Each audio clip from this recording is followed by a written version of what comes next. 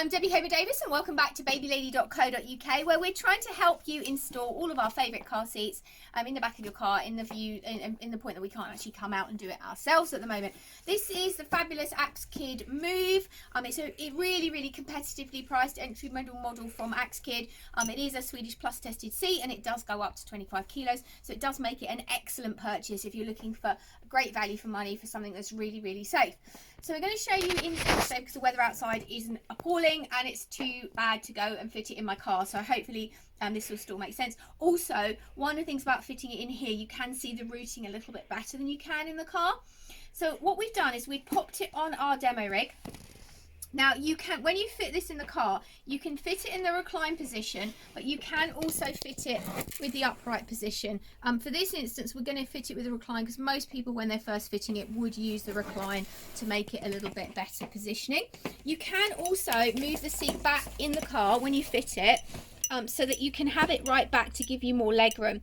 When we're doing this, because our little ledge that we're going to put our foot on doesn't come out any further, I'm going to pop it right back against the seat so you can see what I'm doing.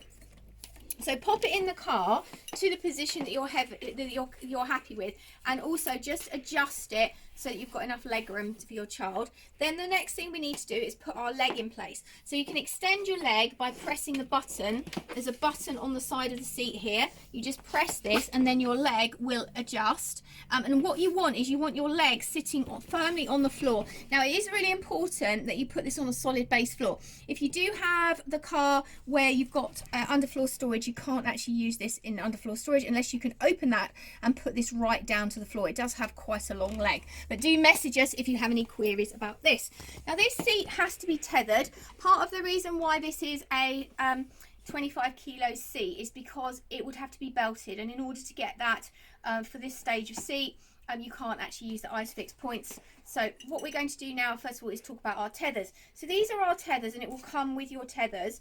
When you first install your tethers, just adjust them by pressing this grey button so that you can actually lengthen them, so you've got plenty of length. Now when you're doing this, if you have a look at the video that we've already done in the car of the Axkid Mini Kid, you'll see what I mean about tethers, because you really do need to see what I'm talking about in the car.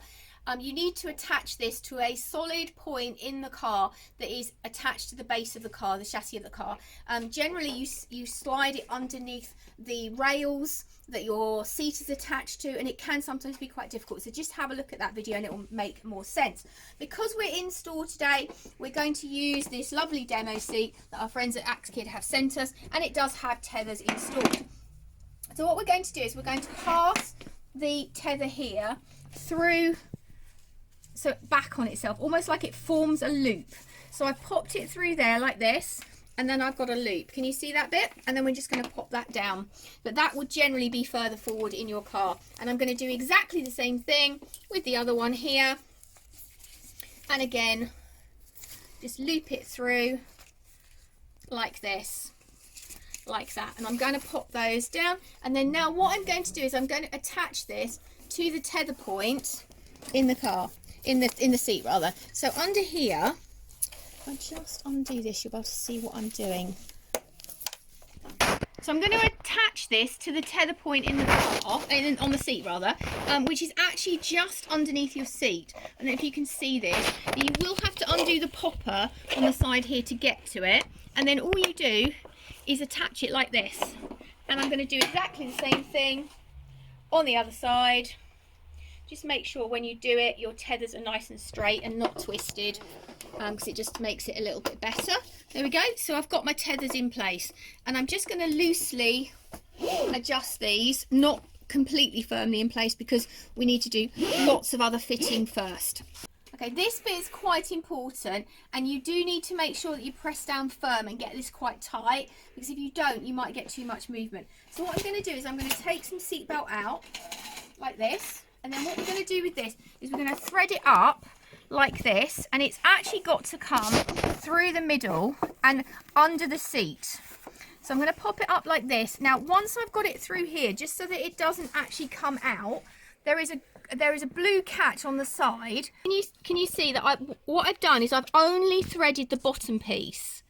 Now, just leave that like there for now, but we're going to undo this in a minute, because in order to make it tight, we need to make sure we've got no slack around this side. I'm then going to put it under the seat and thread it the other side.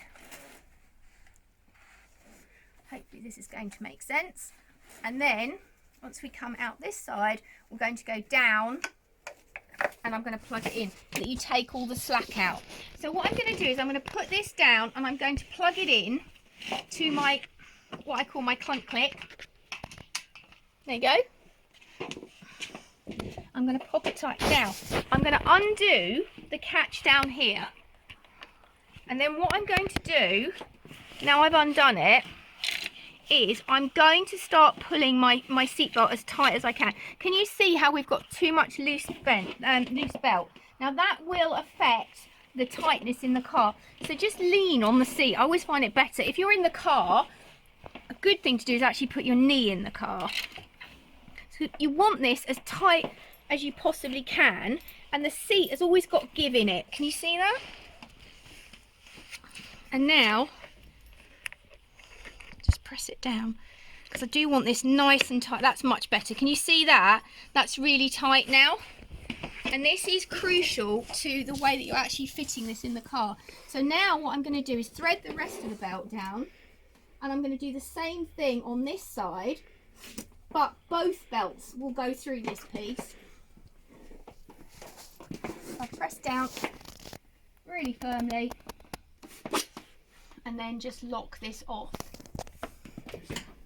There you go. Can you see how tight that is? I struggled to actually get that, and you can see how tight that belt is, and that is what you want. You want a really nice firm fit, and when you've done it, you should see that there's no movement here if you press down and got this tight enough.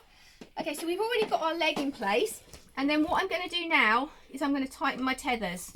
So you can pull down. Just make sure that your pieces down here are nice and snug, and then just pull down like this. Sorry, I'm round in front of you. Make sure these are nice and in. I have actually got that one a little bit twisted, which I wouldn't really be happy with. I'd undo that and untwist it. And then once I'm in, I'm actually going to push down on the back of the seat, because now I can get that, not ideally with a twist, but if you push down on the seat as you do it, you'll get it even firmer.